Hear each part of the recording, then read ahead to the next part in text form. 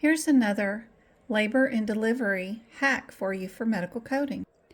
All the delivery codes are divided by the second and third digit, so all the 94s in your coding section of the book are all natural deliveries.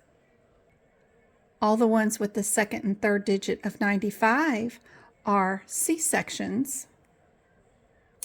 And all the codes with 96 as the second and third digit in your CPT code are all previous C-sections who may attempt a natural delivery today, but may end up with a second C-section. So they're the combo codes. So super cool. Just keep it clear.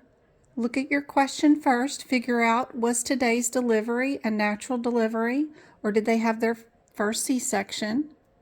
Or is this a combo? Have they had a previous C-section but delivered naturally today? So super easy to keep them clear and separated by your 94, 95, and 96 codes. I hope this is helpful. Don't forget to attend my free lessons that I do 3 times a week for 2 hours, Monday, Wednesday, Friday on YouTube and TikTok. I hope to see you there.